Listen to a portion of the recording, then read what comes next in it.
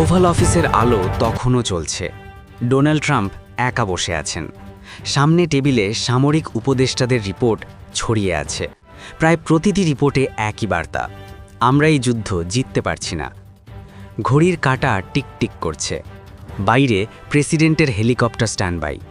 কিন্তু ট্রাম্প জানেন কোনো হেলিকপ্টারই তাকে এই পরিস্থিতি থেকে উদ্ধার করতে পারবে না।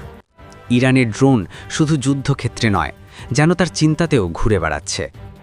সামরিক বিশ্লেষক ও থিঙ্ক ট্যাঙ্কগুলো একমত, পরিস্থিতি এমন জায়গায় পৌঁছেছে যেখানে যুদ্ধ চালিয়ে যাওয়ার মতো বাস্তবসম্মত বিকল্প ট্রাম্পের সামনে নেই।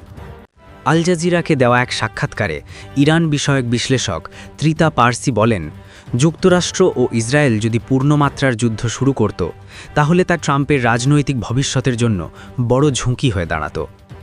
কয়েক ঘন্টা আগেও ট্রাম্প ট্রুথ সোশ্যালে লিখেছিলেন, আমরা জিতছি। কিন্তু বাস্তবতা ভিন্ন। তিনি জানেন যুক্তরাষ্ট্র পিছিয়ে পড়ছে, আর সেই বাস্তবতার প্রতীক হয়ে উঠেছে ইরানের 10 দফা প্রস্তাব।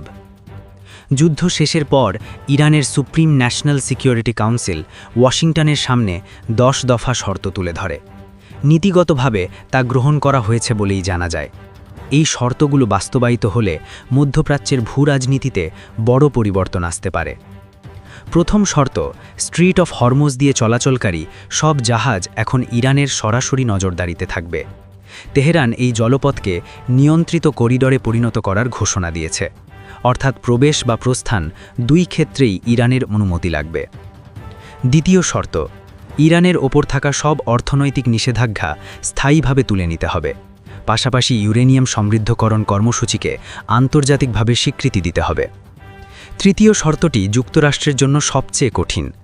মধ্যপ্রাচ্য থেকে সব মার্কিন সেনা, সামরিক সরঞ্জাম ও প্রতিরক্ষা ব্যবস্থা সরিয়ে নিতে হবে। ইউনাইটেড স্টেটস 5th ফ্লিট সহ সব ঘাঁটি প্রত্যাহার করতে হবে। চতুর্থ শর্ত, জাতিসংঘ সহ সব আন্তর্জাতিক নিষেধাজ্ঞা তুলে নিতে হবে। পঞ্চম শর্ত, যুক্তরাষ্ট্র ও ইসরায়েলের হামলায় ইরানের যে ক্ষতি হয়েছে তার আর্থিক ক্ষতিপূরণ দিতে হবে। নিরপেক্ষ আন্তর্জাতিক টিম ক্ষতির পরিমাণ নির্ধারণ করবে, যা কয়েকশো বিলিয়ন ডলার ছাড়িয়ে যেতে পারে। সপ্তম থেকে দশম শর্তে রয়েছে যুদ্ধবন্দী বিনিময়, আঞ্চলিক স্থিতিশীলতা এবং কূটনৈতিক সম্পর্ক স্বাভাবিক করার বিষয়গুলো। ট্রাম্প এই 10 দফাকে বাস্তবায়নযোগ্য বলেছেন, যা অনেকের মতে পরোক্ষ সম্মতির ইঙ্গিত। বিশ্লেষকদের মতে যুক্তরাষ্ট্রের বর্তমান সামরিক অবস্থা দুর্বল হয়ে পড়েছে। মধ্যপ্রাচ্যের ঘাঁটিগুলো ক্ষতিগ্রস্ত, রাডার ও লজিস্টিক ব্যবস্থায় সমস্যা, অস্ত্রের ঘাটতি, সব মিলিয়ে তারা পুনর্গঠনের জন্য সময় চায়। তাই আপাতত শর্ত মেনে নেওয়ার পথে এগোচ্ছে। অন্যদিকে ইরানের ইসলামিক রেভলিউশনারি গার্ড কর সতর্ক করে দিয়েছে তারা এখনও প্রস্তুত, ট্রিগারে আঙুল রয়েছে। যুক্তরাষ্ট্র কোনো প্রতারণা করলে সঙ্গে সঙ্গে জবাব দেওয়া হবে। এই পরিস্থিতিতে সবচেয়ে বড় চাপ পড়েছে ইসরায়েল ও উপসাগরীয় দেশগুলোর ওপর। তারা এতদিন নিরাপত্তার জন্য যুক্তরাষ্ট্রের ওপর নির্ভরশীল ছিল। এখন যদি যুক্তরাষ্ট্র সরে যায় এবং ইরান হরমুজ নিয়ন্ত্রণ করে, তাহলে তাদের নিরাপত্তা ও বাণিজ্য উভয় অনিশ্চিত হয়ে পড়বে। এই 10 দফা বাস্তবায়নে মধ্যস্থতায় এসেছে পাকিস্তান। সেনাপ্রধান আসিম মুনির যুক্তরাষ্ট্র ও ইরানের মধ্যে আলোচনা চালাচ্ছেন। ইসলামাবাদে একটি গোপন বৈঠকে উভয় পক্ষ বসেছে। রাত বাড়ছে, ঘড়িতে তখন 2টো। আলোচনার টেবিলে এখনও চূড়ান্ত সিদ্ধান্ত হয়নি, তবে বার্তা পৌঁছে গেছে তেহরান ও ওয়াশিংটনে। তেহরানে মোজতাবা খামেনেই অজ্ঞাত স্থানে বসে সব পর্যবেক্ষণ করছেন। তার সামনে 10 দফার কপি, পাশে হরমুজের মানচিত্র। তিনি জানেন যুক্তরাষ্ট্র আপাতত মেনে নিচ্ছে, কিন্তু পুরোপুরি বিশ্বাস করেন না।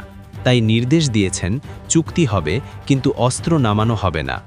হোয়াইট হাউসে ট্রাম্প উপদেষ্টাদের সঙ্গে বৈঠকে বসেছেন। উপদেষ্টারা বলছেন এই শর্ত মানলে মধ্যপ্রাচ্যে আমেরিকার উপস্থিতি প্রায় শেষ হয়ে যাবে। নিষেধাজ্ঞা তুলে নিতে হবে, ক্ষতিপূরণ দিতে হবে, নৌবহর সরাতে হবে। ট্রাম্প নীরব, কারণ তিনি বুঝতে পারছেন এই শর্ত মানা মানে কার্যত আত্মসমর্পণ, আর না মানা মানে এমন এক যুদ্ধ চালিয়ে যাওয়া যার সামর্থ্য এখন আর নেই। অবশেষে 10 এপ্রিল ভোরে পাকিস্তানে বৈঠক শেষ হয়।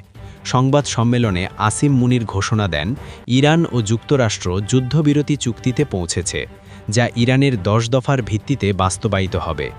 বিশ্ব থমকে যায়। এক ঘোষণায় বদলে যায় মধ্যপ্রাচ্যের বাস্তবতা।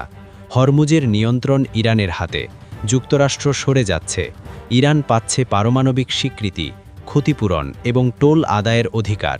অন্যদিকে যুক্তরাষ্ট্রের প্রাপ্তি প্রায় কিছুই নয়, শুধু এক কঠিন বাস্তবতার মুখোমুখি হওয়া। সেই সময় মোজতাবা খামেনি জানালার পাশে দাঁড়িয়ে, চোখে জল, অতীতের স্মৃতি ভেসে ওঠে, ধীরে বলে ওঠেন, আমরা জিতেছি, ইরান জিতেছে। এই জয়ের নাম 10 দফা, এই জয়ের নাম হরমুজ, এই জয়ের নাম ইরান।